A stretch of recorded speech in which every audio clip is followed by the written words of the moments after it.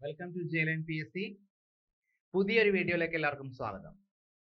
ഇന്ന് ഈ വീഡിയോയിൽ എനിക്ക് കുറച്ച് കാര്യങ്ങൾ നിങ്ങളോട് പറയാനുണ്ട്. നമ്മളൊരു കുറച്ച് നേരം PSC എക്സാം, അതായത് ഡിഗ്രി ലെവലൊക്കെ എക്സാം എഴുതാനായിട്ട് തയ്യാറായിരിക്കുന്ന എല്ലാവർക്കും വേണ്ടിയിട്ട് ഉപയോഗപ്രദമായ ഒരു ക്ലാസ് ആണ് ഉദ്ദേശിക്കുന്നത്. നമുക്കറിയാം, സെക്രട്ടേറിയറ്റ് അസിസ്റ്റന്റ് എന്ന് പറയുന്ന വലിയൊരു എക്സാം വരാൻ പോവുകയാണ് അല്ലെ. ഡിഗ്രി ക്വാളിഫൈഡ് ആയിട്ടുള്ള എല്ലാവരുടെയും ഒരു ഡ്രീം ജോബ് എന്ന് വേണമെങ്കിൽ എന്നല്ല, തീർച്ചയായിട്ടും ഒരു ഡ്രീം ജോബ് തന്നെയാണ് സെക്രട്ടേറിയറ്റ് അസിസ്റ്റന്റ് എന്ന് പറയുന്നത്. അപ്പൊ നമ്മുടെ മുമ്പിലേക്ക് ആ വിജ്ഞാപനം വരാനായിട്ട് റെഡി ആയിരിക്കുകയാണ്. പലരും പഠനത്തിന്റെ തിരക്കിലായിരിക്കാം. പഠനം സ്റ്റാർട്ട് ചെയ്തിട്ടുള്ളവരുണ്ടാവാം, ചിലപ്പോൾ ഒട്ടും പഠിക്കാത്തവരായിട്ടുണ്ടാവാം. ഇവിടെ നമുക്ക് ഈ ഒരു പേപ്പറിൽ 10 മാർക്കിന്റെ മലയാളം ടോപ്പിക്ക് നമുക്ക് പഠിക്കാനുണ്ട്. നിങ്ങൾക്ക് സിലബസ് നിങ്ങൾക്ക് നോക്കിക്കഴിഞ്ഞാൽ അറിയാൻ പറ്റും. മലയാളത്തില് വ്യാകരണപരമായ കാര്യങ്ങൾ അല്ലെ, പദശുദ്ധി, വാക്യശുദ്ധി, പര്യായം, അതുപോലെ തന്നെ സന്ധി, സമാസം പോലുള്ള അങ്ങനെ വ്യാകരണപരമായിട്ടുള്ള കാര്യങ്ങൾ, ശൈലികള്, പഴഞ്ചൊല്ലുകള്, അങ്ങനെ ഒരുപാട് മലയാളം എന്ന് പറയുന്ന ടോപ്പിക്കിൽ ഇതെല്ലാം ഉൾപ്പെടും. എന്നാൽ ഇന്ന് ഞാൻ എടുക്കാൻ പോകുന്ന വീഡിയോ ഈ ഒരു മലയാളം എന്ന് പറയുന്ന ടോപ്പിക്കിൽ നിന്ന് മാത്രമല്ല, ഒരു ജനറൽ ആയിട്ടൊരു ഭാഗമുണ്ട്. സാഹിത്യം, കല, അതുപോലെ സംസ്കാരം തുടങ്ങിയിട്ടുള്ള ആ ഒരു ഭാഗം. അതില് മലയാള സാഹിത്യവുമായിട്ട് ബന്ധപ്പെട്ട ഒരു പ്രധാന ഒരു ഭാഗമാണ് തൂലികാനാമങ്ങൾ അല്ലെങ്കിൽ അപരനാമങ്ങൾ എന്ന് പറഞ്ഞിട്ടുള്ള ഒരു ഭാഗം. ഇത് PSC പരീക്ഷകൾക്കൊക്കെ ആവർത്തിച്ച് ചോദിച്ചിട്ടുള്ള ചോദ്യങ്ങളുണ്ട്. കോവിലിനെ കുറിച്ചും അതുപോലെ ഉറൂബിനെ കുറിച്ചും പിന്നെ പ്രഭ എന്ന തൂലികാനാമം ആരുടേതിനെ കുറിച്ചൊക്കെ ചോദ്യങ്ങളൊക്കെ 10ാം ക്ലാസ് ലെവലായാലും അതുപോലെ +2 ലെവലായാലും ഡിഗ്രി ലെവലായാലും PSC പരീക്ഷകൾക്ക് ചോദ്യങ്ങൾ വന്നിട്ടുണ്ട്. മലയാളം ടോപ്പിക്കിൽ ഉൾപ്പെടുന്ന, അതായത് സാഹിത്യം എന്ന് പറയുന്ന ടോപ്പിക്കിൽ ഉൾപ്പെടുന്ന ഭാഗത്ത്. അപ്പോൾ ഈ ക്ലാസ്സിലൂടെ ഞാൻ പറയാൻ ഉദ്ദേശിക്കുന്നത് കുറച്ച് തൂലികാനാമങ്ങൾ പരിചയപ്പെടുത്തുക എന്നുള്ളതാണ്. അറിയാൻ പാടുള്ള ചില തൂലികാനാമങ്ങൾ ഉണ്ടാകും, ചിലർക്ക് അറിയാൻ പാടില്ലാത്തത് ഉണ്ടാവും. എന്തായാലും ഈ വീഡിയോ സ്കിപ്പ് ചെയ്യാതെ എല്ലാവരും കാണുക. വളരെ ഉപകാരപ്രദമായിട്ടുള്ളൊരു ക്ലാസ് ആയിരിക്കും ഞാൻ വിശ്വസിക്കുന്നു. അതുപോലെ തന്നെ ഈ ചാനൽ ആദ്യമായിട്ടാണ് കാണുന്നവരുണ്ടെങ്കിൽ എന്ത് ചെയ്യുക, സബ്സ്ക്രൈബ് ചെയ്യാൻ മടിക്കരുത്. കാരണം ഇതുപോലെ ഉള്ള മലയാളം ക്ലാസ്സുകൾ ലഭിക്കുന്നതിനും അതുപോലെ നിങ്ങളിലേക്ക് PSC ആയിട്ട് ബന്ധപ്പെട്ട ഏത് വീഡിയോസും നിങ്ങളുടെ മുമ്പിലേക്ക് എത്തുന്നതിനും നിങ്ങൾക്ക് അത് ഉപകാരപ്പെടും. കാരണം ഓരോരോ ക്ലാസ്സുകളെല്ലാം നിങ്ങൾ കാണുന്നവരാണ്. പ്രത്യേകിച്ച് യൂട്യൂബിലൊക്കെ നമ്മൾ ഡെയിലി കയറി ഓരോ വീഡിയോസ് കാണുന്നവരാണ്. അപ്പൊ അവിടെ ഒരു ക്ലാസ്സിന്റെ ഒരു ഒരു ക്വാളിറ്റിയോ അല്ലെങ്കിൽ ക്ലാസ്സിന്റെ ആ പഠന രീതിയോ അല്ലെങ്കിൽ സബ്ജക്റ്റ് അല്ലെങ്കിൽ കണ്ടന്റ് അതുമായിട്ട് ബന്ധപ്പെട്ടുള്ള ക്ലാസ്സുകളൊക്കെ നിങ്ങൾ കാണുന്നവരാണ്. അപ്പൊ അതുകൊണ്ട് ഈ ക്ലാസ് നിങ്ങൾക്ക് വളരെ ഉപകാരപ്രദമാണെന്ന് വിശ്വസിക്കുന്നു. അപ്പൊ നമുക്ക് ക്ലാസ്സിലേക്ക് കടക്കാം. ടോപ്പിക്ക് മറക്കണ്ട, തൂലികാനാമങ്ങൾ അല്ലെങ്കിൽ അപരനാമങ്ങൾ എന്ന് പറയുന്ന ഭാഗമാണ്. ഞാനിവിടെ ചോദ്യം എന്ന രീതിയിലല്ല ഈ ക്ലാസ് അറേഞ്ച് ചെയ്തിരിക്കുന്നത്. അതായത് ഇന്ന ആളുടെ തൂലികാനാമം എന്താണ്, അല്ലെങ്കിൽ തൂലികാനാമം അല്ലാത്തത്, അല്ലെങ്കിൽ ഇന്ന ആളുടെ തൂലികാനാമം അല്ലാത്തത് എന്ന രീതിയിലൊന്നും അല്ല വന്നിരിക്കുന്നത്. തൂലികാനാമം തന്നിട്ട് അതിന്റെ നേരെ യഥാർത്ഥ പേരും കൂടി എടുത്തിട്ടാണ് നമ്മൾ ഈ ക്ലാസ് അറേഞ്ച് ചെയ്തിരിക്കുന്നത്. ഒരുപാട്, ഏകദേശം ഒരു 20-25ഓളം തൂലികാനാമങ്ങളുടെ കാര്യങ്ങളാണ് ഈ ക്ലാസ്സിലൂടെ പറയാൻ ഉദ്ദേശിക്കുന്നത്. ഓക്കെ, അപ്പൊ നിങ്ങൾ വീഡിയോ സ്കിപ്പ് ചെയ്യാതെ കാണണം. എന്നിട്ട് ഈ വീഡിയോ കണ്ട് അതിന്റെ പറയുന്ന കാര്യങ്ങൾ ഒരു ഷോർട്ട് നോട്ട് തയ്യാറാക്കി എല്ലാവരും പഠിച്ചു പോവുകയും വേണം. ഓക്കെ, അപ്പോൾ നമുക്ക് ക്ലാസ്സിലേക്ക് കടക്കാം. ക്ലാസ്സിലെ ആദ്യ ഭാഗത്ത് നമുക്ക് പറയാനുള്ളത് കുറച്ച് പ്രധാനപ്പെട്ട തൂലികാനാമങ്ങളാണ് ആദ്യം തുടങ്ങുന്നത് അല്ലെ. അതില് ഏറ്റവും ആദ്യം കിടക്കുന്നത് നോക്കിയേ, പ്രേംജി എന്ന് പറയുന്ന തൂലികാനാമം. നമ്മൾ കേട്ടിട്ടുണ്ടോ പ്രേംജിയെ കുറിച്ച് അല്ലെ? പ്രേംജി എവിടെയാ പ്രശസ്തനാവുന്നത്? മലയാളത്തില് അത് നമുക്കൊരു സിനിമ എന്ന് പറയുന്ന ഒരു ഭാഗമുണ്ട് പഠിക്കാൻ. അപ്പൊ അതില് സിനിമയില് പിറവി എന്ന് പറയുന്ന ഒരു മഹത്തായ ഒരു ചിത്രമുണ്ട്, ഒരു ക്ലാസിക് ചലച്ചിത്രം എന്ന് പറയുന്ന പിറവി. അത് ഷാജി N കരുൺ സംവിധാനം ചെയ്ത്, അതില് ഒരു പ്രധാന കഥാപാത്രം, ഒരു അച്ഛൻ കഥാപാത്രം, അടിയന്തരാവസ്ഥ കാലവുമായിട്ട് ബന്ധപ്പെട്ട ഒരു സംഭവമാണല്ലോ രാജൻ കേസ് എന്ന് പറയുന്നത്. അതിനെ ആസ്പദമാക്കി എടുത്ത ഒരു ചിത്രമാണ് പിറവി. അതില് ഈശ്വരവാര്യർ എന്ന് പറയുന്ന ആ ഒരു അച്ഛന്റെ കഥാപാത്രം അവതരിപ്പിച്ച നടനാണ് പ്രേംജി. അദ്ദേഹത്തിന്റെ യഥാർത്ഥ പേര് MP ഭട്ടതിരിപ്പാട് എന്നാണ്. ഓക്കെ, പ്രേംജി എന്ന് പറയുന്നത്. അദ്ദേഹം ഒരു എഴുത്തുകാരൻ കൂടിയാണ്. അപ്പൊ അദ്ദേഹം പ്രേംജി എന്ന് പറയുന്ന ഒരു തൂലികാനാമമാണ്. അദ്ദേഹത്തിന്റെ യഥാർത്ഥ പേര് MP ഭട്ടതിരിപ്പാടാണ്. മറ്റൊരു ഭട്ടതിരിപ്പാടുണ്ടല്ലോ, VT ഭട്ടതിരിപ്പാടുണ്ട് നമുക്ക് അല്ലെ, കണ്ണീരും കിനാവും എന്ന ആത്മകഥ എഴുതിയത്. അതുപോലെ തന്നെ കർമ്മവിഭാഗം എന്ന് പറയുന്ന ആത്മകഥ എഴുതിയത് VT ഭട്ടതിരിപ്പാട്. പിന്നെ ഒരാളുണ്ടല്ലോ MR ഭട്ടതിരിപ്പാട് എന്നറിയപ്പെടുന്നത്. പിന്നെ EMS നമ്പൂതിരിപ്പാട്. ഇവര് മൂന്നുപേരൊക്കെ ഒരേ കാലഘട്ടത്തിൽ ജീവിച്ചവരാണല്ലോ. നമ്പൂതിരി സമുദായത്തിലെ പല അപരിഷ്കൃതമായ രീതികൾക്കെതിരെ ശബ്ദമുയർത്തിയ നവോത്ഥാന നായകരാണ് ഇവര് മൂന്നുപേരും. ഞാൻ അതിനെ കണക്ട് ചെയ്ത് പറഞ്ഞെന്ന് മാത്രമേ ഉള്ളൂ. അടുത്തത് നോക്കൂ, അക്കിത്തം എന്ന് പറയുന്ന തൂലികാനാമം എന്താണ്? അച്യുതൻ നമ്പൂതിരി അല്ലെ. അക്കിത്തം അച്യുതൻ നമ്പൂതിരി എന്ന് പറയുമ്പോഴായിരിക്കും അവിടെ പ്രധാനമായിട്ടും നമുക്ക് മനസ്സിലാക്കാൻ പറ്റുന്നത്. പക്ഷെ അക്കിത്തം എന്ന് പറയും, അക്കിത്തം കവിതകൾ എന്ന് നമ്മൾ പഠിച്ചിട്ടുണ്ട്.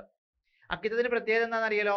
ജ്ഞാനപീഠം അവാർഡ് മലയാളത്തിൽ ഏറ്റവും അവസാനം ലഭിച്ചത് 2019 മലയാളത്തിലേക്ക് ജ്ഞാനപീഠം വരുന്നത് അക്കിത്തത്തിന്റെ കവിതകളിലൂടെയാണ്. അക്കിത്തത്തിന്റെ സമഗ്ര സംഭാവന, കാവ്യലോകത്തിന് നൽകിയ സമഗ്ര സംഭാവനയ്ക്കാണ് ജ്ഞാനപീഠ അവാർഡ് ലഭിക്കുന്നത്. ഈ അടുത്ത കാലത്ത് അദ്ദേഹം നമ്മെ വിട്ടുപിരിഞ്ഞതും.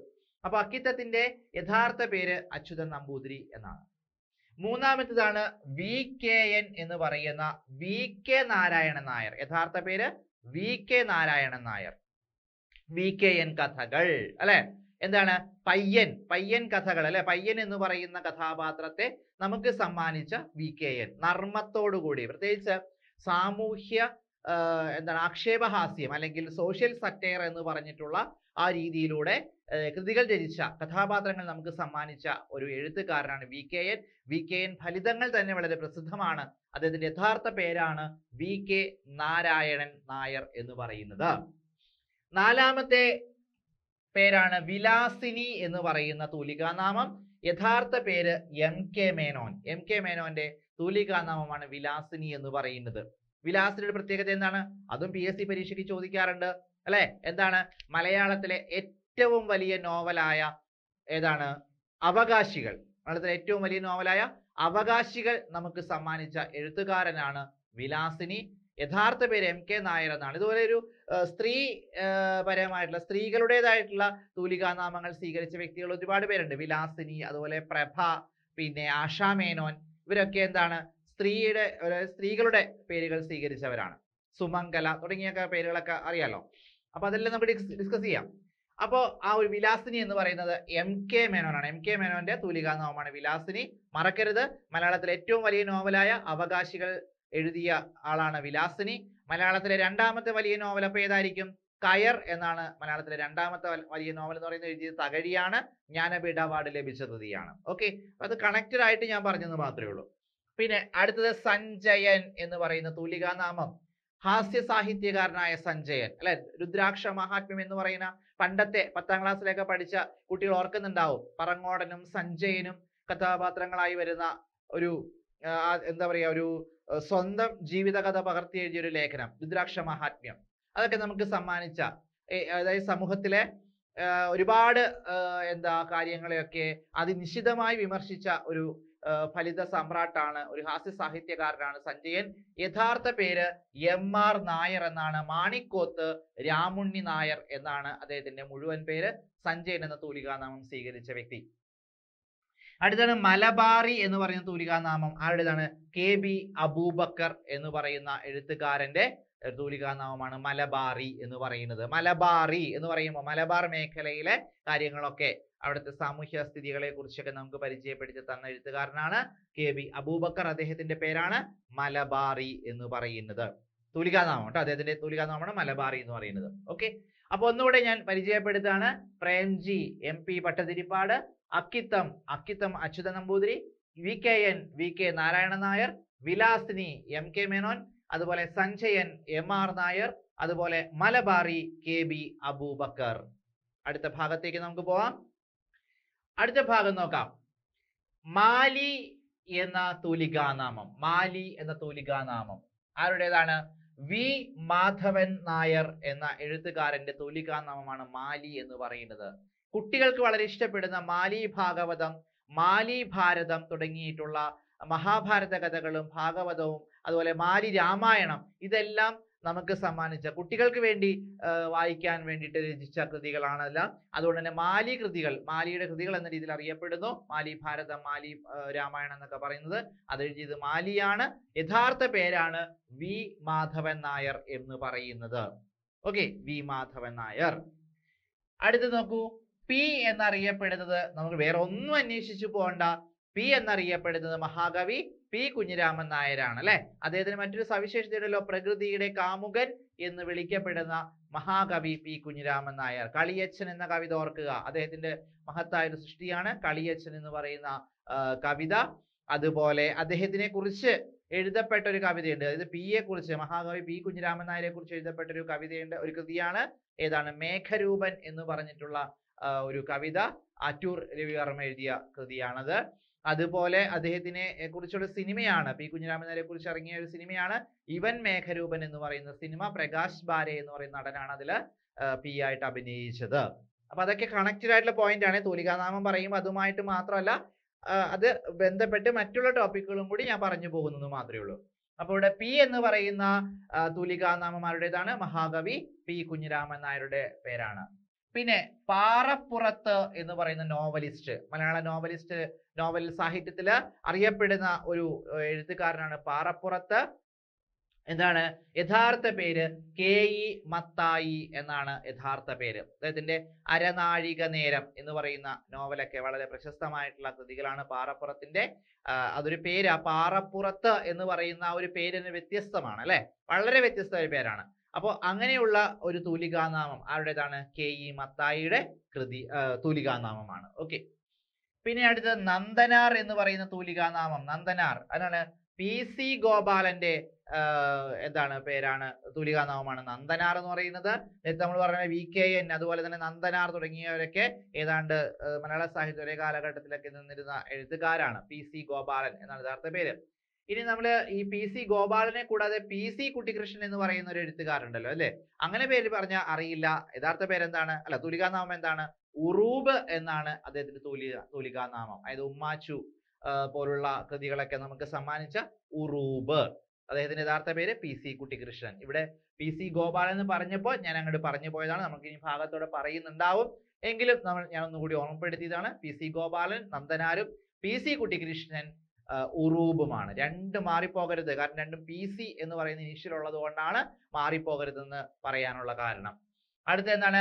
തോപ്പിൽ ഭാസി എന്ന് പറയുന്നത്. ഇത് തൂലികാനാമമാണെന്ന് പലർക്കും സംശയം ഉണ്ടാവും. തോപ്പിൽ ഭാസി എന്ന് പറയുന്നത് ഒരു തൂലികാനാമം അല്ലെങ്കിൽ ഒരു അപരനാമത്തിൽ പെടുന്നതാണ്. യഥാർത്ഥ പേര് ഭാസ്കരൻ പിള്ളയാണ് അല്ലെ. നിങ്ങൾ എന്നെ കമ്മ്യൂണിസ്റ്റ് ആക്കി, അതുപോലെ എന്താണ്, ഇത് ഭൂമിയാണ്, പുതിയ ആകാശം, പുതിയ ഭൂമി തുടങ്ങിയിട്ടുള്ള അനേകം നാടകങ്ങളുടെ രചയിതാവാണ് തോപ്പിൽ ഭാസി എന്ന് പറയുന്നത്. ആദ്യ കാലഘട്ടത്തിലെ ആ ഒരു വിപ്ലവ കമ്മ്യൂണിസത്തിന്റെ ആ ഒരു കാലഘട്ടത്തില് ആ ഒരു വിപ്ലവാത്മകപരമായിട്ടുള്ള രചനകൾ നടത്തിയ ഒരു നാടകകൃത്താണ് തോപ്പിൽ ഭാസി. അദ്ദേഹത്തിന്റെ ആത്മകഥ അറിയാലോ, ഒളിവിലെ ഓർമ്മകൾ എന്ന് പറഞ്ഞിട്ടുള്ള ആത്മകഥ PSC പരീക്ഷയ്ക്ക് ചോദിക്കാറുള്ള ഒരു ഭാഗമാണത്. ഓക്കെ, അപ്പൊ തോപ്പിൽ ഭാസി എന്ന് പറയുന്നത് അദ്ദേഹത്തിന്റെ യഥാർത്ഥ പേര് ഭാസ്കരൻ പിള്ള എന്നാണ്. മറ്റൊരു നാടക കലാകാരനാണ് തിക്കൊടിയൻ എന്ന് പറയുന്നത്. തിക്കൊടിയൻ യഥാർത്ഥ പേരെന്താണ്? P കുഞ്ഞനന്ദൻ നായർ ആണ് അദ്ദേഹത്തിന്റെ യഥാർത്ഥ പേര്. തിക്കൊടിയൻ എന്ന് പറയുന്ന തൂലികാനാമമാണ്. ഓക്കെ, എന്താണ് അദ്ദേഹത്തിന്റെ അരങ്ങ് കാണാത്ത നടൻ എന്ന് പറയുന്ന ഒരു കൃതി, ആത്മകഥ. അരങ്ങ് കാണാത്ത നടൻ എന്ന് പറയുന്ന ആത്മകഥ, അതും PSC പരീക്ഷകൾക്കൊക്കെ ചോദിക്കുന്ന ഒരു പുസ്തകത്തിലെ കൃതിയുടെ പേരാണ്. എഴുതിയത് തിക്കൊടിയനാണ്. അദ്ദേഹത്തിന്റെ യഥാർത്ഥ പേര് P കുഞ്ഞനന്ദൻ നായർ. അപ്പൊ ഇവിടെ എത്ര ഭാഗം പറഞ്ഞു? മാലി എന്ന് പറയുന്ന തൂലികാനാമം V മാധവൻ നായരുടേത്, P എന്ന് പറയുന്ന തൂലികാനാമം P കുഞ്ഞിരാമൻ നായരുടേത്, പാറപ്പുറത്ത് എന്ന തൂലികാനാമം KE മത്തായിയുടേത്, നന്ദനാർ എന്ന് പറയുന്ന തൂലികാനാമം PC ഗോപാലന്റേത്, അതുപോലെ തോപ്പിൽ ഭാസി എന്ന തൂലികാനാമം ഭാസ്കരൻ പിള്ളയുടേത്, തിക്കൊടിയൻ എന്ന് പറയുന്ന തൂലികാനാമം P കുഞ്ഞനന്ദൻ നായരുടേത്. ഓക്കെ, അപ്പൊ നമ്മൾ എത്ര എണ്ണം പഠിച്ചു? ഇവിടെ ഒരു 6 എണ്ണം പറഞ്ഞു. അടുത്തത് ഇവിടെയും വീണ്ടും ഒരു 6 എണ്ണം പറഞ്ഞു. അങ്ങനെ ഒരു 12 തൂലികാനാമങ്ങൾ നമ്മളിപ്പോ ഇത്ര നേരം കൊണ്ട് നമ്മൾ പഠിച്ചു കഴിഞ്ഞു. ഓക്കെ, ഇനി അടുത്ത ഭാഗത്തേക്ക് നോക്കിയിട്ടുണ്ടെങ്കിൽ, ഓക്കെ, അടുത്ത ഭാഗം പറയുന്നതിന് മുമ്പ് നേരത്തെ ഞാൻ ക്ലാസിന്റെ തുടക്കത്തിൽ സൂചിപ്പിച്ച ഒരു കാര്യമാണ് വരുന്ന എക്സാം എന്ന് പറയുന്നത്. PSCയുടെ പുതിയ എക്സാമുകളൊക്കെ ഒരുപാട് വരുന്നുണ്ട്. അതിൽ തന്നെ ഏറ്റവും ഒരു സ്വപ്ന സമാനമായ ഒരു ജോലി നിങ്ങൾ ആഗ്രഹിക്കുന്നുണ്ട്. ആ ആഗ്രഹിക്കുന്ന ആ ഒരു പരീക്ഷയാണ് ഇനി വരാൻ പോകുന്നത്. സെക്രട്ടേറിയറ്റ് അസിസ്റ്റന്റ് എന്ന് പറയുന്നത്. അതായത് വലിയൊരു പോസ്റ്റ് ആണ് അത്. നല്ല ശമ്പള സ്കെയിൽ ഉണ്ട് എല്ലാവർക്കും അറിയാം. ഞാൻ പറയാതെ തന്നെ കാര്യങ്ങളെല്ലാം അറിയാം. കാരണം PSCയുടെ എല്ലാ വാർത്തകളിലും എപ്പോഴും അപ്ഡേറ്റ് ആയിരിക്കുന്ന നിങ്ങൾക്ക് ഞാൻ പറയാതെ തന്നെ അതിന്റെ കാര്യങ്ങളൊക്കെ അറിയാം. എങ്കിലും പുതിയതായിട്ട്, അതായത് ആദ്യമായിട്ട് PSC എഴുതുന്ന, ഡിഗ്രി കഴിഞ്ഞ കുട്ടികൾ ആദ്യമായിട്ട് PSC പരീക്ഷ എഴുതാൻ തയ്യാറെടുത്തിരിക്കുന്നവർക്കും കൂടി ഒന്ന് അറിവിലേക്കാണ് ഞാൻ ഈ പറയുന്നത്. സെക്രട്ടേറിയറ്റ് അസിസ്റ്റന്റ് എന്ന് പറയുന്നത് എന്താണ്? നമുക്കറിയാം, സെക്രട്ടേറിയറ്റ് നമ്മുടെ ഭരണസിരാ കേന്ദ്രത്തിൽ ആ ഒരു പോസ്റ്റിൽ കയറി കഴിഞ്ഞിട്ടുണ്ടെങ്കിൽ ഒരു റിട്ടയർമെന്റ് കാലാവധി ആകുമ്പോഴേക്കും നല്ലൊരു പോസ്റ്റിലൂടെ നമുക്ക് റിട്ടയർ ചെയ്യാൻ പറ്റും. നല്ലൊരു ശമ്പള സ്കെയിലാണ്. അപ്പോൾ അവിടെ ആ ഒരു പോസ്റ്റിലേക്ക് എത്തണമെങ്കിൽ കടുത്ത മത്സരമായിരിക്കും ഉണ്ടാവുന്നത് അല്ലെ. അതിന്റെ പരീക്ഷയുടെ നിലവാരമാണെങ്കിലോ വളരെ ഉയർന്ന നിലവാരമായിരിക്കും. ഇപ്പൊ പ്രിലിംസും അതുപോലെ മെയിൻസും ഉണ്ട്. 2 ഘട്ടത്തിലാണ് നമുക്ക് പരീക്ഷ വരുന്നത്. അപ്പോൾ നമ്മുടെ മുമ്പിലുള്ള ലക്ഷ്യം എന്ന് പറയുന്നത് ഈ ഒരു പോസ്റ്റ് ആണ്. സെക്രട്ടേറിയറ്റ് അസിസ്റ്റന്റ് എന്ന് പറയുന്ന പോസ്റ്റ് ആണ്. ആ ഒരു ചെയർ ആണ് നമ്മൾ സ്വപ്നം കാണേണ്ടത്. അവിടേക്കുള്ള നമ്മുടെ ഫസ്റ്റ് സ്റ്റെപ്പ് എന്ന് പറയുന്നത് പ്രിലിംസ് ആണ്. ആ പ്രിലിംസ് എക്സാമിന് ഇപ്പോഴേ തന്നെ പഠിച്ചു തുടങ്ങുക എന്നുള്ളത് വളരെ പ്രധാനപ്പെട്ട കാര്യം തന്നെയാണ്. നോട്ടിഫിക്കേഷൻ വന്നിട്ട് പഠിക്കാം എന്ന് കരുതിയിരിക്കുന്ന പലരുണ്ടാവും. അത് ശുദ്ധ മണ്ടത്തരമാണെന്നാണ് എനിക്ക് പറയാനുള്ളത്. നിങ്ങളിപ്പോൾ ഇനി വീഡിയോ കണ്ടിട്ടുള്ളവർ എന്ത് ചെയ്യുക? ഇന്ന് തുടങ്ങി തന്നെ പഠനം തുടങ്ങുക എന്നുള്ളതാണ് ഏറ്റവും പ്രധാനപ്പെട്ട ഒരു കാര്യം. എന്തൊക്കെ സംഭവിച്ചാലും ഇടിവെട്ടി പേമാരി പെയ്താലും ഞാൻ ആ പോസ്റ്റിലേക്ക് എത്തുമെന്നുള്ള ഒരു തീരുമാനം, ഒരു ലക്ഷ്യബോധം നിങ്ങളിൽ ഇപ്പോഴേ ഉണ്ടാക്കുക. അല്ലാതെ ഇത്രയും പേര് എഴുതുന്ന എക്സാമിന് ഞാൻ പഠിച്ചാൽ കിട്ടുമോ, എനിക്ക് കയറാൻ പറ്റുമോ എന്നുള്ള ഒരു നിരാശ, ആ ഒരു നെഗറ്റീവ് മൈൻഡ് എടുത്തു മാറ്റുക എല്ലാവരും. ഇപ്പോഴേ തന്നെ ഞാൻ ആത്മവിശ്വാസത്തോടെ നിങ്ങളോട് പറയുകയാണ്, നിങ്ങൾ ശ്രമിച്ചാൽ കിട്ടാത്തതായിട്ട് ഒന്നും ഉണ്ടാവില്ല. ധൈര്യമായിട്ട് പഠിക്കുക, പ്രിലിംസിന് റെഡി ആവുക.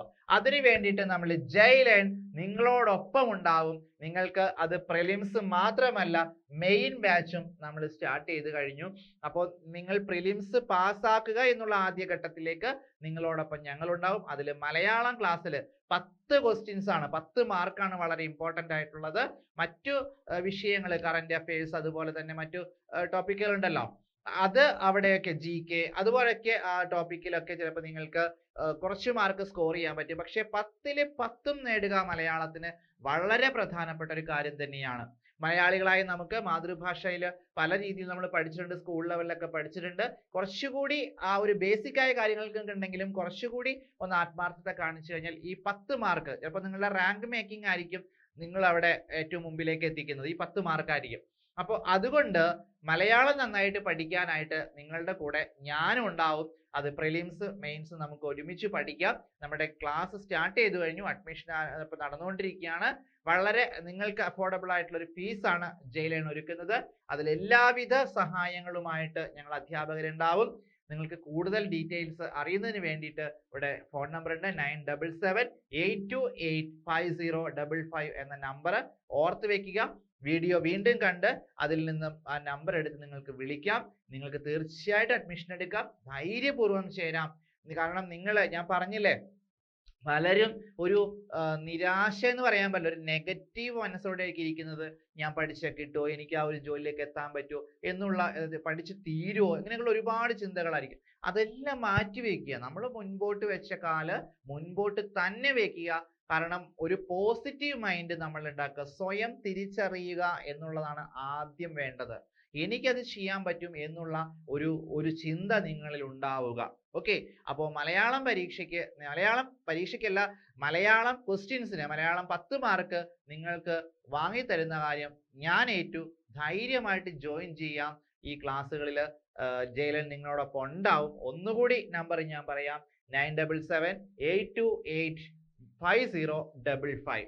ഓക്കെ, അപ്പൊ എല്ലാവരും സെറ്റ് അല്ലേ? നമ്മളോട് ഒത്തുചേരുമല്ലോ അല്ലെ? നമുക്ക് ഒരുമിച്ച് പഠിക്കാം. നിങ്ങൾ എത്തുന്ന ആ ഒരു പൊസിഷനിലേക്ക് തീർച്ചയായിട്ടും എത്തും. ഓക്കെ, അപ്പൊ അടുത്ത ക്വസ്റ്റ്യനിലേക്ക് നമുക്ക് കടക്കാം. അടുത്ത ഭാഗത്തേക്ക് നോക്കി, കുറച്ച് തൂലികാനാമങ്ങളും കൂടി ഉണ്ട്. എന്താണ്? ചെറുകാട് എന്ന് പറയുന്ന തൂലികാനാമം. ചെറുകാട് ഒരു കവിയാണ് അല്ലെ, ചെറുകാട്. അതുപോലെ തന്നെ ചെറുകാടിന്റെ എന്താണ്, നമ്മളൊന്ന് എന്ന് പറയുന്ന ഒരു നാടകമുണ്ട്. അത് അദ്ദേഹത്തിന്റെ പ്രധാനപ്പെട്ട ഒരു കൃതിയാണ്. അദ്ദേഹത്തിന്റെ യഥാർത്ഥ പേര് എന്ന് പറയുന്നത് സി ഗോവിന്ദ പിഷാരടി എന്നാണ്. സി ഗോവിന്ദ പിഷാരടി എന്നാണ്. ചെറുകാട് എന്നതാണ് അദ്ദേഹത്തിന്റെ തൂലികാനാമം എന്ന് പറയുന്നത്. ഓക്കെ, രണ്ടും മാറിപ്പോകരുത് കേട്ടോ. ഗോവിന്ദ പിഷാരടി എന്ന് പറയുമ്പോൾ ചിലപ്പോൾ പലരും അത് തൂലികാനാമം വിചാരിക്കും, പക്ഷെ അത് യഥാർത്ഥ പേരാണ്. അദ്ദേഹത്തിന്റെ തൂലികാനാമം ചെറുകാട് എന്നാണ്. പിന്നെ ഇത് കേസരി എന്ന് പറയുന്ന ഒരു തൂലികാനാമമുണ്ട്. കേസരി എന്ന് പറയുന്നത് അദ്ദേഹത്തിന്റെ യഥാർത്ഥ പേര് ബാലകൃഷ്ണ പിള്ള എന്നാണ്. കേസരി ബാലകൃഷ്ണ പിള്ള. ഇത് ചിലപ്പോൾ പലരും കേട്ടിട്ടുണ്ടാവണമെന്നില്ല. ചിലപ്പോൾ മലയാള സാഹിത്യം പഠിക്കുന്ന അല്ലെങ്കിൽ മലയാള സാഹിത്യത്തിലെ കൃതികൾ വായിച്ചിട്ടുള്ള ആളുകൾക്ക് ഇത് അറിയാൻ പറ്റും. കേസരി ബാലകൃഷ്ണ പിള്ള എറണാകുളം ജില്ലയിലെ വടക്കൻ പറവൂര് ജനിച്ചു വളർന്ന ഒരു മലയാള സാഹിത്യത്തിലെ അഗ്രഗണ്യൻ എന്ന് പറയുന്ന ഒരു എഴുത്തുകാരനായിരുന്നു കേസരി ബാലകൃഷ്ണ പിള്ള. സാഹിത്യ വിദ്യാർത്ഥികളൊക്കെ പഠിക്കുന്ന ഒരു പേരാണ് കേസരി. ഓക്കെ, അദ്ദേഹത്തിന്റെ ആ ഒരു കൃതികളുടെ പ്രത്യേകത ലേഖനങ്ങളാണ്, വിമർശനങ്ങൾ, നിരൂപണങ്ങളാണ്. മലയാള സാഹിത്യത്തിൽ ഒരുപാട് കൃതികളെ കുറിച്ചും ഒരുപാട് എഴുത്തുകാരെ കുറിച്ചും അതുപോലെ സാഹിത്യ പ്രസ്ഥാനങ്ങളെ കുറിച്ചും ലേഖനങ്ങളും പുസ്തകങ്ങളും രചിച്ച ഒരു വ്യക്തിയാണ് കേസരി. ഈ കേസരി എന്ന് പറഞ്ഞ പേരിൽ വേറൊരു എഴുത്തുകാരനും കൂടിയുണ്ട്. അത് മലയാളത്തിലെ മറ്റൊരു എഴുത്തുകാരനാണ്. വേങ്ങയിൽ കുഞ്ഞിരാമൻ നായനാർ എന്ന് പറയുന്ന എഴുത്തുകാരനുണ്ട്. അതും കൂടി ഒന്ന് ഓർത്ത് വെക്കണം കേട്ടോ. കാരണം അദ്ദേഹത്തിന്റെ പ്രത്യേകത എന്താണ്? മലയാളത്തിലെ ആദ്യത്തെ ചെറുകഥയായ വാസനാവികൃതി എഴുതിയ ഒരു വ്യക്തിയാണ് വേങ്ങയിൽ കുഞ്ഞിരാമൻ നായനാര്. അദ്ദേഹം കേസരി എന്ന തൂലികാനാമത്തിലാണ് കൃതി എഴുതിയിട്ടുള്ളത്. ദ്വാരക എന്ന കഥയും കൂടി അദ്ദേഹം രചിച്ചിട്ടുണ്ട്. അതായത് ചെറുകഥ സാഹിത്യം മലയാളത്തിലേക്ക് കടന്നു വന്ന കാലഘട്ടത്തിൽ, ഇപ്പോഴൊന്നുമല്ല, ഒരുപാട് വർഷങ്ങൾക്ക് മുമ്പ്, ആ കാലഘട്ടത്തില് വാസനാവികൃതി എന്ന ചെറുകഥ സമ്മാനിച്ച വ്യക്തിയാണ് വേങ്ങയിൽ കുഞ്ഞിരാമൻ നായനാർ. അദ്ദേഹത്തിന്റെ പേരും തൂലികാനാമവും എന്താണ്? കേസരി എന്നാണ്. അപ്പൊ രണ്ട് കേസരിമാരുണ്ട്. ഇൻ കേസ് നിങ്ങളുടെ പരീക്ഷാ പേപ്പറിൽ, ക്വസ്റ്റ്യൻ പേപ്പറിൽ ഓപ്ഷനിൽ ഇത് രണ്ടും വരാൻ സാധ്യതയില്ല. ഇതിലേതെങ്കിലും ഒരെണ്ണം വരികയാണെങ്കിൽ രണ്ടും മറക്കാതെ എഴുതേണ്ടതാണ്. അതിലിവിടെ ചോദിച്ചാണ് കേസരി ബാലകൃഷ്ണ പിള്ളയാണ്. മറ്റൊരു കേസരി ആരാണ്? വേങ്ങയിൽ കുഞ്ഞിരാമൻ നായനാരാണ്. പിന്നെ അടുത്ത് നോക്കിയേ, കോവിലൻ എന്ന് പറയുന്നത്. ഇത് പരീക്ഷയ്ക്ക് എപ്പോഴും ചോദിക്കാറാണ്. ഏത് PSC പരീക്ഷയായാലും അതുപോലെ ടീച്ചിങ് യോഗ്യത പരീക്ഷയായിട്ടുള്ള കേട്ടറ്റ് പോലുള്ള പരീക്ഷകളൊക്കെ ചോദിച്ചിട്ടുള്ള ചോദ്യമാണിത്. എന്താണ് കോവിലൻ എന്ന് പറയുന്നത്? ആരാണ്? VV അയ്യപ്പനാണ് യഥാർത്ഥ പേര്. VV അയ്യപ്പന്റെ തൂലികാനാമമാണ് കോവിലൻ. അറിയാലോ, തോറ്റങ്ങള്, തട്ടകം, അതുപോലെ A-B പോലുള്ള കൃതികളൊക്കെ നമുക്ക് സമ്മാനിച്ച, പ്രത്യേകിച്ച് പട്ടാള കഥകള് കൂടുതൽ എഴുതിയിട്ടുള്ള ഒരു എഴുത്തുകാരനാണ് കോവിലൻ. ഓക്കെ, VV അയ്യപ്പൻ എന്ന് പറയുമ്പോൾ ഓർമ്മയുണ്ടാവില്ല. കോവിലൻ എന്ന് പറയുമ്പോൾ എല്ലാവരുടെയും മനസ്സിലേക്ക് കൃതികൾ ഓടിയെത്തും. അപ്പൊ അദ്ദേഹത്തിന്റെ യഥാർത്ഥ പേര് VV അയ്യപ്പൻ എന്നാണ്. പിന്നെ അടുത്ത എന്താണ്? കുറ്റിപ്പുഴ എന്നറിയപ്പെടുന്നത് ആരാണ്? കുറ്റിപ്പുഴ കൃഷ്ണപിള്ള. ഇതിൽ കുറ്റിപ്പുഴ എന്ന് പറയുന്നത് ഒരു തൂലികാനാമമായിട്ട് പറഞ്ഞ ഒരു അപരനാമമായിട്ട് എടുക്കേണ്ടതാണ്. കുറ്റിപ്പുഴ കൃഷ്ണപിള്ള എന്ന രീതിയിലാണ് അറിയപ്പെടുന്നത്. പക്ഷെ കുറ്റിപ്പുഴയുടെ കവിതകൾ, കുറ്റിപ്പുഴയുടെ ഭാഷാശൈലി എന്ന രീതിയിൽ പറയുന്ന രീതിയിൽ സാഹിത്യ രംഗത്തുണ്ട്. എങ്കിലും അതൊരു അപരനാമമായിട്ട് എടുത്ത് പഠിക്കേണ്ടതാണ് കേട്ടോ. പിന്നെ കാക്കനാടൻ, ഇതും ചോദിക്കാറുള്ളതാണ്. കാക്കനാടൻ എന്ന് പറയുന്നത് ആരാണ്? ജോർജ് വർഗീസ് ആണ്. അദ്ദേഹത്തിന്റെ യഥാർത്ഥ പേര് ജോർജ് വർഗീസ് ആണ്. കാക്കനാടന്റെ പറങ്കിമല പോലുള്ള കൃതികളൊക്കെ ഒന്ന് ഓർത്തു വെക്കുക.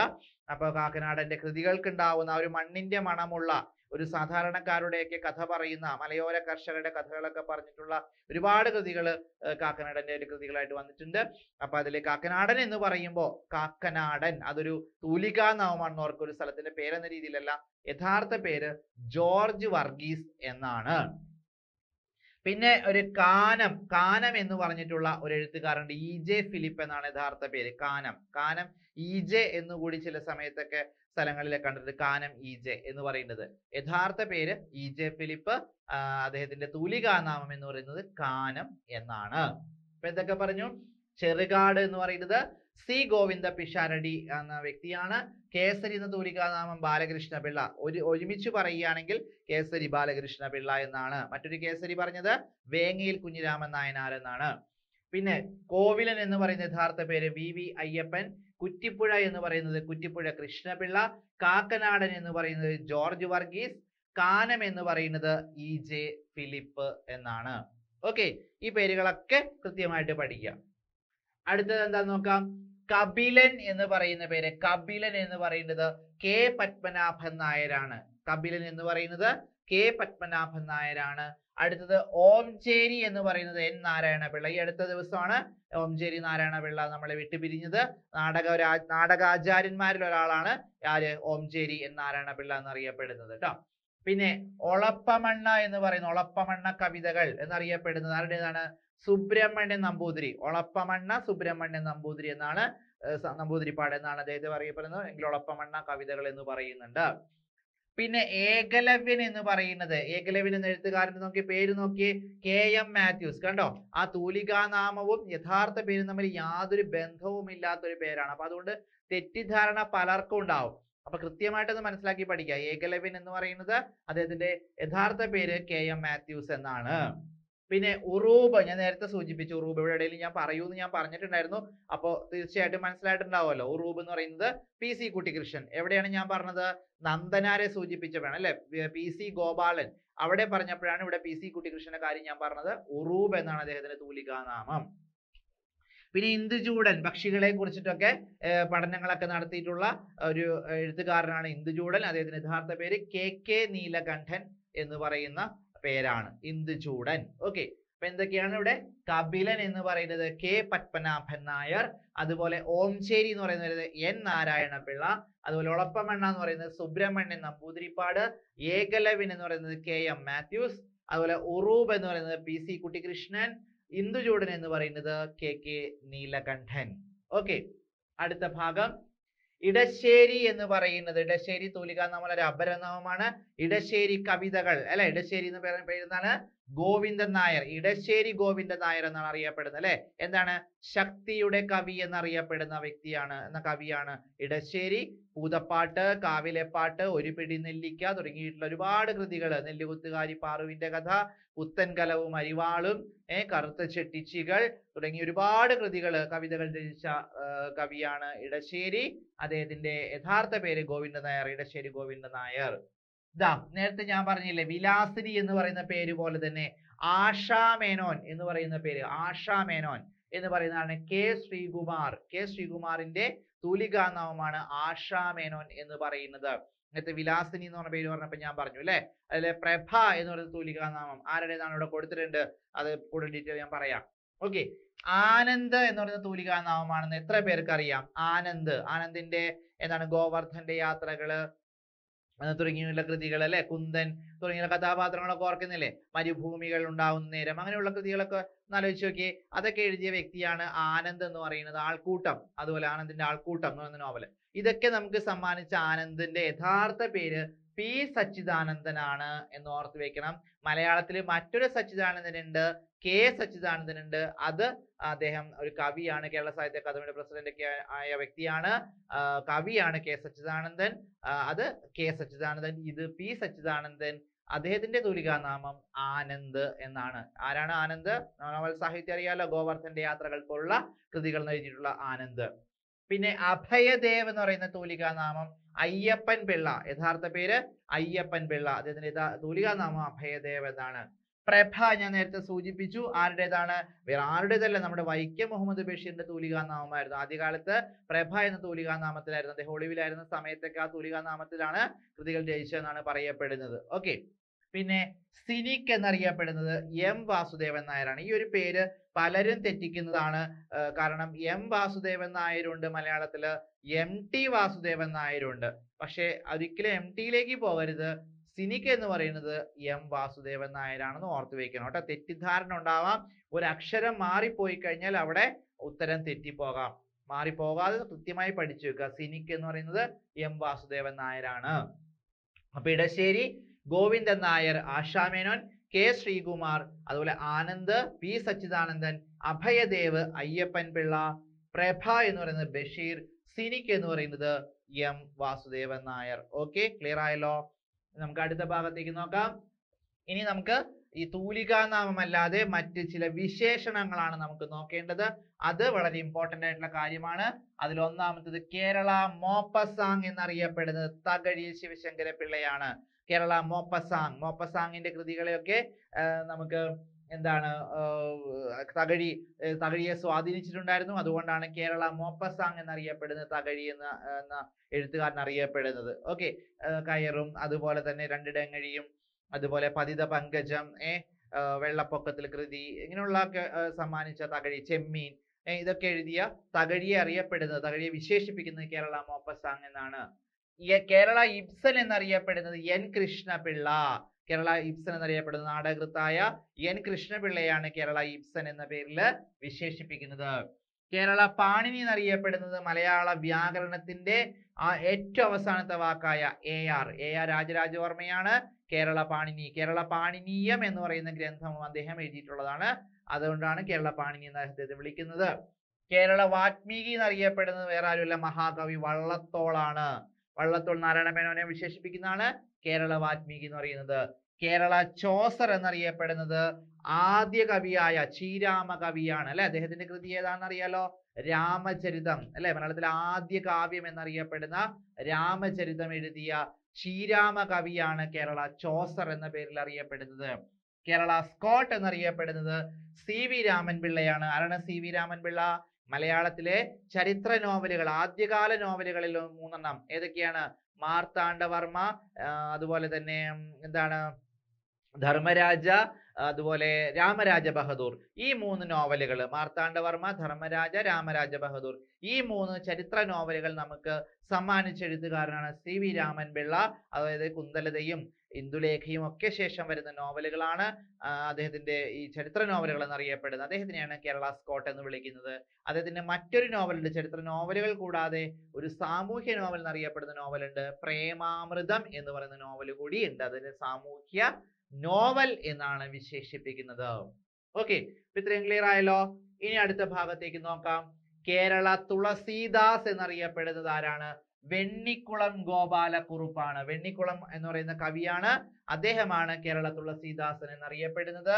കേരള കാളിദാസൻ എന്നറിയപ്പെടുന്നത് കേരളവർമ്മ വലിയ കോയിത്തമ്പുരാനാണ്. കേരള കാളിദാസൻ എന്നറിയപ്പെടുന്നത് കേരളവർമ്മ വലിയ കോയിത്തമ്പുരാൻ. കാളിദാസനെ എന്നറിയാലോ, കാളിദാസ മഹാകവിയുടെ മേഘസന്ദേശം, കുമാരസംഭവം തുടങ്ങിയ കൃതികളൊക്കെ ഓർമ്മയില്ലേ? അപ്പോ ആ കാളിദാസൻ, കേരള കാളിദാസൻ എന്ന പേരിൽ അറിയപ്പെടുന്നത് കേരളവർമ്മ വലിയ കോയിത്തമ്പുരാൻ. കേരള വ്യാസൻ എന്നറിയപ്പെടുന്നത് കൊടുങ്ങല്ലൂർ കുഞ്ഞിക്കുട്ടൻ തമ്പുരാനാണ്. ഓക്കെ, കേരള വ്യാസൻ എന്നറിയപ്പെടുന്നത് കൊടുങ്ങല്ലൂർ കുഞ്ഞിക്കുട്ടൻ തമ്പുരാൻ. കേരള ഹോമർ എന്നറിയപ്പെടുന്നത് അയ്യപ്പിള്ള ആശാനാണ്. അയ്യപ്പിള്ള ആശാൻ രാമകഥാപാട്ട് എന്ന് പറയുന്ന ആദ്യകാല കൃതിയുടെ കർത്താവാണ് അയ്യപ്പിള്ള ആശാൻ എന്നറിയപ്പെടുന്നത്. അയ്യപ്പിള്ള ആശാനും അയ്യനപ്പിള്ള ആശാനും ആരാണ്? കോവളം കവികൾ എന്നറിയപ്പെടുന്ന 2 കവികളാണ് കേട്ടോ. അയ്യപ്പിള്ള ആശാന്റെ രാമകഥാപാട്ടും അയ്യനപ്പിള്ള ആശാന്റെ ഭാരതം പാട്ടും, ഇത് രണ്ടുമാണ് പ്രധാനപ്പെട്ട കൃതികളായിട്ട് നമ്മൾ പഠിക്കുന്നത്. അപ്പോൾ കേരള ഹോമർ എന്നറിയപ്പെടുന്നത് അയ്യപ്പിള്ള ആശാനാണ്. കേരള ഹെമിംഗ്വേ എന്നറിയപ്പെടുന്നത് ആരാണ്? MT വാസുദേവൻ നായരാണ്. കേരള ഹെമിംഗ്വേ എന്നറിയപ്പെടുന്നത് MT ആണ്. നമ്മുടെ പ്രിയപ്പെട്ട കഥാകാരൻ MT ആണ്. മലയാളത്തിന്റെ ഓർഫ്യൂസ് എന്നറിയപ്പെടുന്നത് ഗാനഗന്ധർവൻ അല്ലെ, ഗന്ധർവ ഗായകൻ എന്നറിയപ്പെടുന്ന ചങ്ങമ്പുഴയാണ്. മലയാളത്തിന്റെ ഓർഫ്യൂസ് എന്നറിയപ്പെടുന്നത് ചങ്ങമ്പുഴ കൃഷ്ണപിള്ളയാണ്. ഓക്കെ, ഇത്രയാണ് പ്രധാനപ്പെട്ട. ഇനി അടുത്ത ഒരു ഭാഗം കൂടി നമുക്ക് നോക്കാം. കേരള എലിയട്ട് എന്നറിയപ്പെടുന്നത് NN കക്കാടാണ്. NN കക്കാടിന്റെ കവിതകളൊക്കെ ഒരുപാട് ഭാവസാന്ദ്രമായ കൃതികളാണ് നമുക്കറിയാം അല്ലെ. അപ്പോ അദ്ദേഹം എന്തറിയപ്പെടുന്നു? കേരള എലിയട്ട് എന്നറിയപ്പെടുന്നു. കേരള സൂർദാസ് എന്നറിയപ്പെടുന്നത് പൂന്താനം, ജ്ഞാനപ്പാന, മറന്നു പോകരുത്, ജ്ഞാനപ്പാന. ഓക്കെ, 10 കിട്ടുകിൽ 100 മതി എന്നും എന്ന് പറയുന്ന ശ്ലോകങ്ങൾക്ക് ഓർമ്മയില്ലേ? അപ്പൊ അത് ജ്ഞാനപ്പാന, അത് എഴുതിയ പൂന്താനമാണ് കേരള സൂർദാസ് എന്നറിയപ്പെടുന്നത്. കേരള ടാഗോർ എന്നറിയപ്പെടുന്നത് വള്ളത്തോൾ. അപ്പോ കേരള വാത്മീകി എന്നറിയപ്പെടുന്നതും വള്ളത്തോളാണ്. കേരള ടാഗോർ എന്നറിയപ്പെടുന്നതും ആരാണ്? വള്ളത്തോളാണ്. കേരള മാർക്ക് ടോയിൻ എന്ന് പറയുന്നത് വേങ്ങയിൽ കുഞ്ഞിരാമൻ നായനാർ. ഈ ക്ലാസ്സിന് തുടക്കത്തിൽ സൂചിപ്പിച്ചൊരു കാര്യമാണ് വേങ്ങയിൽ അല്ലെ. ഏതാണ്? കേസരി എന്ന തൂലികാ നാമത്തിൽ അറിയപ്പെടുന്നതാണ് വേങ്ങയിൽ കുഞ്ഞിരാമൻ നായനാർ. അദ്ദേഹത്തിന് മറ്റൊരു വിശേഷണമുണ്ട്, കേരള മാർക്ക് ടോയിൻ. മാർക്ക് ടോയിൻ എന്ന് പറയുമ്പോൾ വിശ്വസാഹിത്യത്തിൽ അറിയപ്പെടുന്ന എഴുത്തുകാരനാണല്ലോ അല്ലെ. ടോം സോയർ, അതുപോലെ തന്നെ ആരാണ്? ഹക്കിൾ ബർഫി എന്ന കഥാപാത്രങ്ങളൊക്കെ നമ്മൾ വായിച്ചതാണ്. ആ ഒരു എഴുത്തുകാരനാണ് മാർക്ക് ടോയിൻ. ആ വിശേഷണം കേരള മാർക്ക് ടോയിൻ എന്നറിയപ്പെടുന്നതാണ് വേങ്ങയിൽ കുഞ്ഞിരാമൻ നായനാർ. പിന്നെ കേരളത്തിലെ എമിലി ബ്രോണ്ടി എന്നറിയപ്പെടുന്ന രാജലക്ഷ്മി ആത്മഹത്യ ചെയ്ത എഴുത്തുകാരിയാണ്. ഞാൻ എന്ന ഭാവം, അതുപോലെ തന്നെ ഒരു വഴിയും കുറെ നിഴലുകളും, അതുപോലെ ഉച്ചവെയിലും ഇളനിലാവും തുടങ്ങിയ നോവലുകൾ, 3 നോവലുകൾ അവർ രചിച്ചിട്ടുള്ളൂ. ഇടയ്ക്ക് അവർ ഒരു 30കളിൽ എത്തിയപ്പോഴാണ് അവർ ആത്മഹത്യ ചെയ്തത്. രാജലക്ഷ്മി കേരളത്തിലെ എമിലി ബ്രോണ്ടി എന്നറിയപ്പെടുന്ന എഴുത്തുകാരിയാണ്. ക്രൈസ്തവ കാളിദാസൻ കട്ടക്കയം ചെറിയാൻ മാപ്പിള, ശ്രീയേശു വിജയ മഹാകാവ്യം ഓർത്തു വെക്കുക, അത് എഴുതിയത് ക്രൈസ്തവ കാളിദാസൻ എന്നറിയപ്പെടുന്ന കട്ടക്കയം ചെറിയാൻ മാപ്പിളയാണ്. പിന്നെ മലയാളത്തിലെ ജോൺ കുന്തർ എന്നറിയപ്പെടുന്നത് SK പൊറ്റക്കാട്, നമ്മുടെ സാഹിത്യകാരൻ, സഞ്ചാര സാഹിത്യകാരനായ SK പൊറ്റക്കാട്. സഞ്ചാര സാഹിത്യകാരൻ മാത്രമല്ല, അദ്ദേഹം നമുക്ക് സമ്മാനിച്ച നോവലുകൾ ഉണ്ടല്ലോ അല്ലെ. എന്താണ്? ഒരു ദേശത്തിന്റെ കഥ, ഒരു തെരുവിന്റെ കഥ തുടങ്ങിയ നോവലുകള്. അപ്പോ മലയാളത്തിലെ ജോൺ കുന്തർ എന്നറിയപ്പെടുന്നത് SK പൊറ്റക്കാട്. ഓക്കെ, പിന്നെ അടുത്തത് നോക്കാം. മുത്തശ്ശി എന്ന് പറഞ്ഞ പേരില് നോവൽ എഴുതിയത് ആരാണ്? ചെറുകാടാണ്. മുത്തശ്ശി എന്ന പേരിൽ നോവൽ എഴുതിയത് ചെറുകാട്. ഒരു താരതമ്യപ്പെടുത്തിയിട്ടുള്ള രണ്ട് ക്വസ്റ്റ്യൻസ് കൂടിയാണ് തന്നേക്കുന്നത്. മുത്തശ്ശി എന്ന പേരിൽ നോവൽ എഴുതിയ, മുത്തശ്ശി എന്ന പേരില് അല്ല, മുത്തശ്ശി എന്ന പേരിൽ നോവൽ കേട്ടോ, നോവൽ ചെറുകാട്. ചെറുകാട് എന്ന് നമ്മൾ സൂചിപ്പിച്ചാണ്. മുത്തശ്ശി എന്ന പേരിൽ കവിത എഴുതിയത് ബാലാമണിയമ്മ. രണ്ടും മാറിപ്പോകരുത് കേട്ടോ. മുത്തശ്ശി എന്ന പേരിൽ നോവൽ എഴുതിയത് ചെറുകാട്, മുത്തശ്ശി എന്ന പേരിൽ കവിത എഴുതിയത് ബാലാമണിയമ്മ. അതുപോലെ പൂവമ്പഴം അല്ലെ, പൂവമ്പഴം എന്നൊരു ചെറുകഥ എഴുതിയ 3 പേരുണ്ട്. മാധവിക്കുട്ടി എഴുതിയിട്ടുണ്ട്, അതുപോലെ കാരൂർ എഴുതിയിട്ടുണ്ട്, ബഷീർ എഴുതിയിട്ടുണ്ട്. പൂവമ്പഴം എന്ന പറഞ്ഞ പേരിൽ കഥ. പിന്നെ കമലാദാസ് എന്നറിയപ്പെടുന്ന ആരാണ്? മാധവിക്കുട്ടി അല്ലെ, കമലാസുരയ്യ. വാത്സല്യത്തിന്റെ കവയത്രി ആരാണ്? ബാലാമണിയമ്മ. മാതൃത്വത്തിന്റെ, മലയാളത്തിന്റെ മാതൃത്വ ഭാവം എന്നറിയപ്പെടുന്ന ബാലാമണിയമ്മയാണ് വാത്സല്യത്തിന്റെ കവയത്രി. ജനകീയ കവി ആരാണ്? മഹാകവി കുഞ്ചൻ നമ്പ്യാർ അല്ലെ. ശൈലികളും പഴഞ്ചൊല്ലുകളും ഒക്കെ എടുത്ത് തുള്ളൽ കൃതികളിലൂടെ നമുക്ക് പരിചയപ്പെടുത്തിയ കുഞ്ചൻ നമ്പ്യാരാണ് ജനകീയ കവി. ഋതുക്കളുടെ കവി എന്നറിയപ്പെടുന്നത് ചെറുശ്ശേരി. അദ്ദേഹത്തിന്റെ ഒറ്റ കൃതിയില്, കൃഷ്ണഗാഥയില് ഋതുക്കളെ കുറിച്ച്, ഹേമന്ത വർണ്ണനം, ശരത് വർണ്ണനം, ഗ്രീഷ്മ വർണ്ണനം തുടങ്ങിയുള്ള ഒരുപാട് ഋതുക്കളെ കുറിച്ച് അദ്ദേഹം രചിച്ചിട്ടുണ്ട്. കവിതകളല്ല, കവിതയിലൂടെ പറയുന്നുണ്ട്. അതുകൊണ്ട് ഋതുക്കളുടെ കവി എന്നറിയപ്പെടുന്നത് ചെറുശ്ശേരിയാണ്. പിന്നെ മയ്യഴിയുടെ കഥാകാരൻ. അടുത്തത് മയ്യഴിയുടെ കഥാകാരൻ എന്നറിയപ്പെടുന്ന ആരാണ്? M മുകുന്ദൻ അല്ലെ. മയ്യഴിപ്പുഴയുടെ തീരങ്ങളിൽ ദൈവത്തിന്റെ വികൃതികൾ എന്ന് പറഞ്ഞിട്ടുള്ള കൃതികളൊക്കെ നമുക്ക് സമ്മാനിച്ച M മുകുന്ദൻ മയ്യഴിയുടെ കഥാകാരൻ എന്നറിയപ്പെടുന്നു. നിളയുടെ കവി എന്നറിയപ്പെടുന്നത് P കുഞ്ഞിരാമൻ നായർ. നിളയുടെ കവി, നിളയതാ ഭാരതപ്പുഴ അല്ലെ. ഭാരതപ്പുഴ മറ്റൊരു പേരാണ് നിള. നിളയുടെ കവി എന്നറിയപ്പെടുന്നത് P കുഞ്ഞിരാമൻ നായർ. നിളയുടെ കഥാകാരൻ എന്നറിയപ്പെടുന്നത് MT വാസുദേവൻ നായർ. രണ്ടും മാറിപ്പോകാതെ പഠിക്കുക. സംസ്ഥാന കവി എന്നറിയപ്പെടുന്നത് വള്ളത്തോൾ. വള്ളത്തോൾ എത്ര വിശേഷണമായി? 3ാമത്തെ വിശേഷണമാണിത്. സംസ്ഥാന കവി. ശക്തിയുടെ കവി ക്ലാസ് തുടക്കത്തിൽ സൂചിപ്പിച്ചു ഞാൻ, ഇടശ്ശേരിയാണ്. വിഷാദത്തിന്റെ കവി ഇടപ്പള്ളി. ഇടപ്പള്ളിയും ചങ്ങമ്പുഴയാണ് ഇടപ്പള്ളി കവികൾ എന്ന പേരിൽ അറിയപ്പെടുന്നത്. ഇടപ്പള്ളിയുടെ മണിനാഥം എന്ന് പറയുന്ന കൃതി, അദ്ദേഹത്തിന്റെ മരണത്തില് വേദന പൂണ്ടാണ് എന്ത് ചെയ്തത്? ചങ്ങമ്പുഴ രമണൻ രചിച്ചതെന്ന് പറയപ്പെടുന്നു. ഓക്കെ, അപ്പോ ഇത്രയും കാര്യങ്ങളാണ് നമ്മള് തൂലികാനാമത്തിൽ തുടങ്ങി, അപരനാമങ്ങൾ പറഞ്ഞു, ചില വിശേഷണങ്ങൾ പറഞ്ഞു, പിന്നെ സാമ്യമുള്ള കൃതികളെ കുറിച്ച് പറഞ്ഞു. അപ്പൊ ഈ ഒരു ക്ലാസ്സില് നമുക്ക് ഏകദേശം ഒരു സാഹിത്യ രൂപങ്ങളില് PSC പരീക്ഷയ്ക്ക് വരുന്നിട്ടുള്ള ചോദ്യങ്ങളിലൂടെ നമ്മൾ കടന്നുപോയി. ഇതൊരു മികച്ച ഒരു അറിവാണെന്ന് ഞാൻ വിശ്വസിക്കുന്നു. കാരണം ഇതുപോലുള്ള ചോദ്യങ്ങളിലൂടെ നമുക്ക് പ്രീവിയസ് ഇയർ ക്വസ്റ്റ്യൻസ് ഒക്കെ എടുത്തു കഴിഞ്ഞാൽ മനസ്സിലാക്കാൻ പറ്റും ഈ ഒരു ചോദ്യങ്ങളൊക്കെ വന്നതായിട്ട്, പ്രത്യേകിച്ച് തൂലികാനാമക്കുള്ള ചോദ്യങ്ങൾ. അപ്പോ ഈ ക്ലാസ് കണ്ട് നിങ്ങൾ എന്ത് ചെയ്യുക? നിങ്ങൾ ഷോർട്ട് നോട്ട് തയ്യാറാക്കി പഠിച്ചു പോകണം. ഞാൻ നേരത്തെ പറഞ്ഞ പോലെ പഠനം തുടങ്ങിയിട്ടില്ലെങ്കിൽ ഇന്ന് മുതൽ സ്വയം തീരുമാനിച്ച് പഠിക്കുക, സ്വയം അവനവന്റെ കഴിവിൽ വിശ്വസിക്കുക, പോസിറ്റീവ് ആയിരിക്കുക, നന്നായി പഠിച്ചു പോവുക. ഓക്കെ, അപ്പോ വീണ്ടും നമുക്ക് മറ്റൊരു വീഡിയോയുമായിട്ട് നമുക്ക് കാണാം. Okay, by.